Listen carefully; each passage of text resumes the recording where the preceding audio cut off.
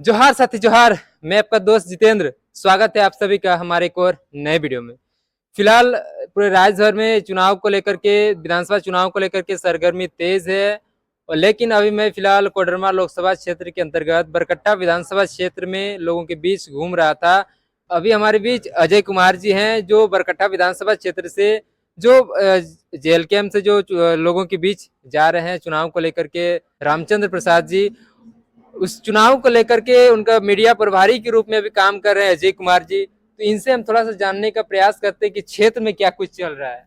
हाँ, मैं बोलना चाहूँगा कि क्षेत्र में अभी सारा कुछ हम लोग बहुत अच्छे से काम कर रहे हैं और अभी हम लोग पूरा तन मन से हम लोग प्रचार प्रसार में लगे हुए हैं जेएल कैंप पार्टी की तरफ से। और हम लोगों ने फॉर्म भी भरा है और हम लोगों को उम्मीद है कि हम लोगों को ही प्रत्याशी बनाया जाएगा। अभी क्षेत्र में घूम रहे हैं तो लोगों के बीच रह करके क्या समझ में आ रहा है कि आप एज ए मीडिया प्रभारी तो अभी फिलहाल अभी काम कर ही रहे हैं, उस बीच आप एक युवा भी हैं।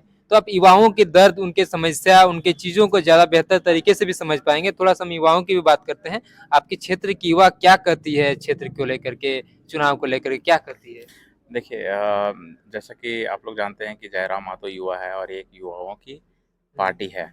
युवाओं की ओनली पार्टी नहीं है बट बल्कि इसमें ये इस पार्टी में ज़्यादातर लोग युवा हैं और युवा ज़्यादातर सक्रिय हैं। जैसा कि लास्ट चुनाव में भी हम लोग जब चुनाव लड़े थे तो इसमें मैक्सिमम लोग हम लोग साथ जो थे वो लोग युवा थे। तो वो लोग बहुत ज़्यादा सक्रिय रहते हैं, एनर्जेटिक रहते हैं। तो इस बार हम लोगों ने डिसाइड किया है कि हम लोग जेएल कैंप से जाएँगे क्योंकि ये या जेल कैम क्यों लगा कि जेल कैम के साथ रह करके चुनाव में जो है आना चाहिए? क्योंकि पिछले चुनाव में हम लोगों का साथ युवाओं ने दिया था। तो इस बार अगर हम लोग युवाओं की पार्टी से अगर लड़ें, तो हम लोगों मतलब का उनका अगर साथ मिल जाता है हाँ, तो? उनका अगर साथ मिल जाता है, तो हम लोगों को जीतने में आसान रहेगा और हम लोग जीत जाएँगे चुनाव को।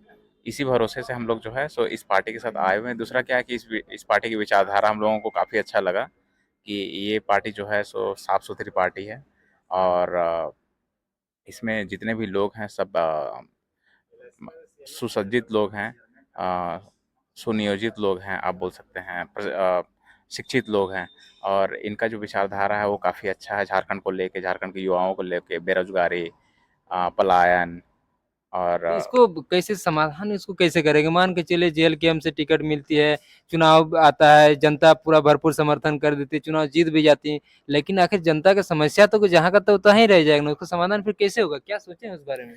देखिए यहाँ पे समस्या जो है सो सभी वर्ग के लोगों के लिए, सभी आयु के लोगों के लिए यहाँ पे समस्या है। इस बरकट्टा विधानसभा क्षेत्र में। बरकट्टा विधानसभा में बोल लीजिए, चाहे पूरे झारखंड में बोल लीजिए।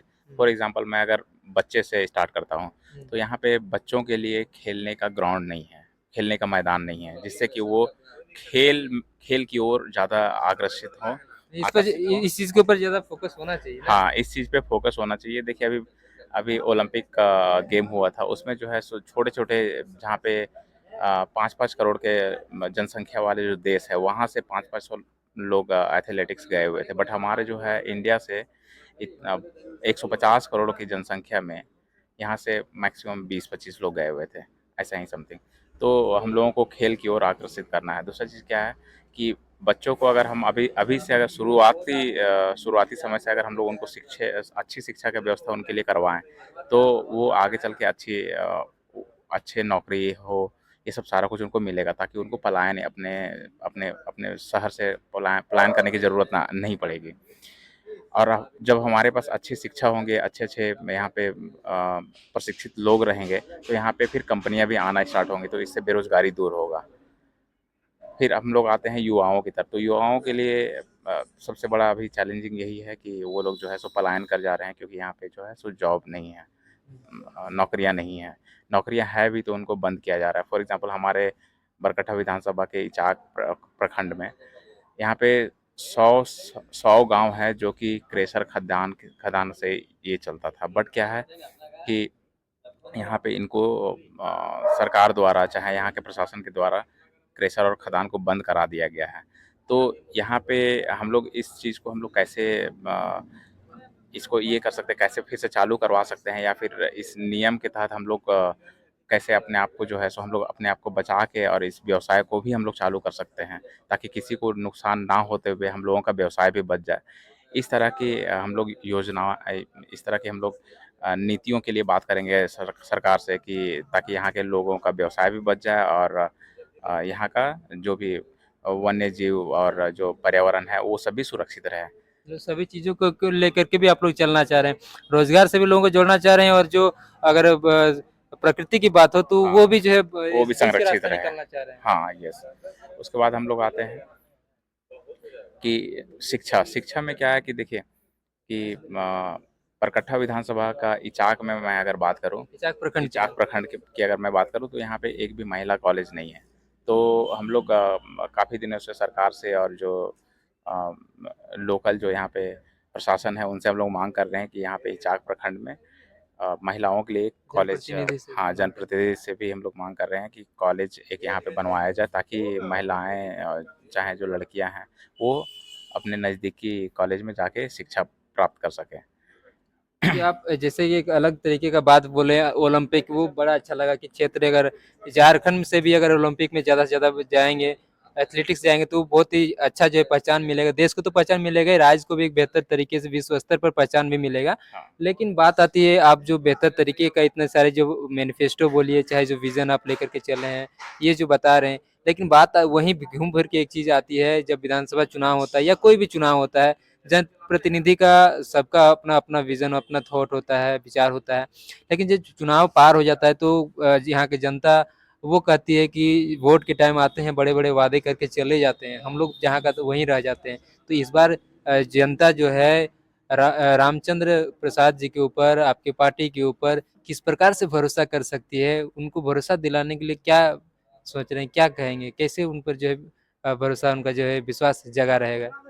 देखिए, मैं आपको बोलना चाहता हूँ कि हम लोग जो है श्री रामचंद्र प्रसाद जी ऐसे नहीं हैं।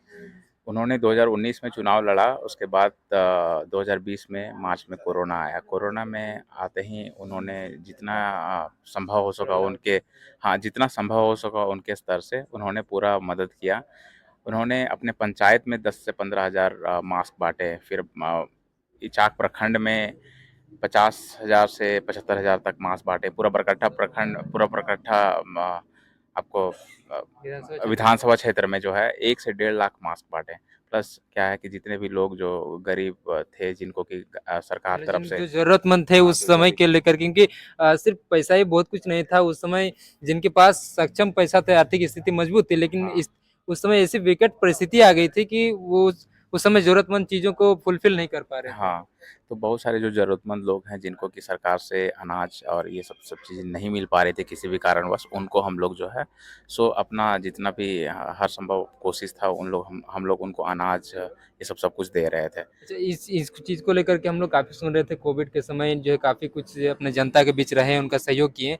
उसके बाद क्षेत्र में रह कर के क्या कुछ बदलाव को लेके और भी कुछ एक्टिविटी की है? जैसे कि अगर एक्टिविटी का मतलब आंदोलन क्योंकि अभी लोगों का नज़र आंदोलन पे है क्योंकि अब मात्र सिर्फ़ कहने से काम नहीं हो रहा है, आंदोलन करने से होता है। तो क्षेत्र में जो हर तरीके का क्षेत्रों की बात करें, नौकरियों की बात करें, नियोजन की बात करें, अपने अधिकार की बात करें, तो अब लोग आंदोलन की बात करते हैं। तो क्या कुछ आंदोलन रहा इस क्षेत्र में? देखिए, आंदोलन के मामले में अगर बात करें तो हम लोग जो है सो काफ़ी सक्रिय रहे हैं किसी भी तरह के आंदोलन में, ताकि लोगों को न्याय मिल सके। कहीं पे भी कुछ भी अगर सुविधा नहीं है, तो वहाँ पे वो सुविधा आ सके, जिस जो ज़रूरतमंद अगर सुविधा है। कुछ उदाहरण की बात करें तो बरकट्टा विधानसभा क्षेत्र में किन मुद्दों पर हाँ, हमने सबसे पहले, अगर मैं इचाक प्रखंड से स्टार्ट में करता हूँ, हुँ, फिर मैं इचाक प्रखंड से होते हुए बरकट्ठा और फिर जयनगर की तरफ हम लोग आगे बढ़ेंगे।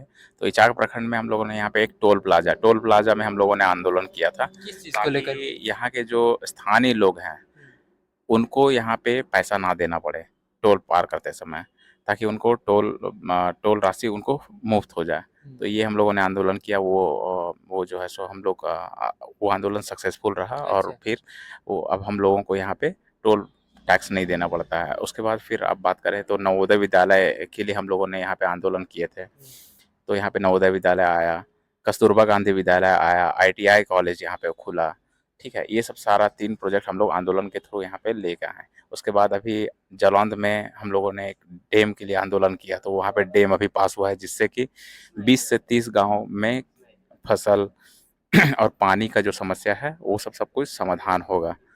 फिर आप बात करें तो भांजेडी पावर प्लांट के लिए भी हम लोगों ने आंदोलन किया है।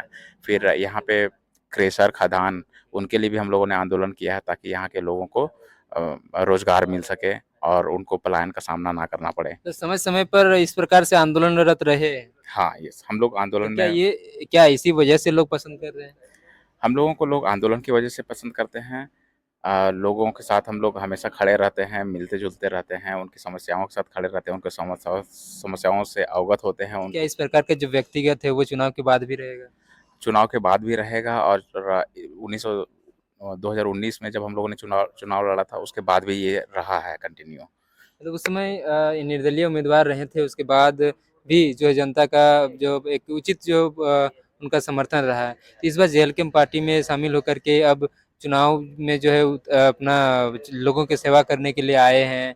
तो क्या लग रहा है इस बार चुनाव में जनता का विश्वास कितना रहेगा इस क्षेत्र में जेएलकेम के ऊपर? देखिए, मैं पिछले चुनाव का अगर मैं बताऊँ आपको, तो पिछले चुनाव हम लोग 5वें नंबर पे थे। हुँ। बीजेपी और जेवीएम ये 2 पार्टियाँ हम लोगों से अलग थी। गठबंधन हम लोगों से पीछे थी। जबकि हम लोगों ने फर्स्ट बार चुनाव लड़ा था अच्छा। और वो भी हम लोगों ने जस्ट केवल 1 महीना के पहले ही स्टार्ट किया था क्योंकि हम लोगों ने देखा कि इस क्षेत्र में ऐसा कोई नेता नहीं है जो कि क्षेत्रीय मुद्दा को लेके क्षेत्र में आ रहा है और जो युवाओं का बेरोजगारी ये सब सारे जो मुद्दा मैंने बताया उनको लेके क्षेत्र में आ रहा है। तो हम लोगों ने फिर प्लान किया कि नहीं हम लोगों को ही अब आगे बढ़ना पड़ेगा और हम लोगों ने आगे बढ़ा और 1 महीने के अंदर हम लोगों ने 5वां पोज़ीशन प्राप्त किया और गठबंधन जैसी बड़ी पार्टियों से हम लोग ज़्यादा वोट लाए। क्या लग रहा है इस बार जेएलकेम को किस प्रकार का जो है स्थिति बनी रहेगी इस क्षेत्र में चुनाव में? देखिए, पिछले चुनाव का जहाँ तक हम लोग बात करें तो पिछले चुनाव में हम लोग इन सारी पार्टियों से आगे इसलिए रहे थे क्योंकि युवा हमारे साथ थे। इतने कम समय में हम लोगों ने युवाओं को अपनी तरफ आकर्षित किया और युवा हम लोगों को काफ़ी सहयोग दिए। इस बार अभी हमारे पास काफ़ी टाइम है और ये जो जेएलकेम है इसमें ज़्यादातर युवा लोग जुड़े हुए हैं। तो हमारा विश्वास है कि अगर इस बार हम लोगों को टिकट मिलता है जेएलकेम से तो युवा हमारे साथ होंगे और हम लोग इस बार सीट आराम से निकालेंगे। टिकट का बात अगर करें तो जनता तो कहेगी टिकट के लिए जो है पार्टी में शामिल हो रहे हैं, टिकट के लिए क्षेत्र में घूम रहे हैं।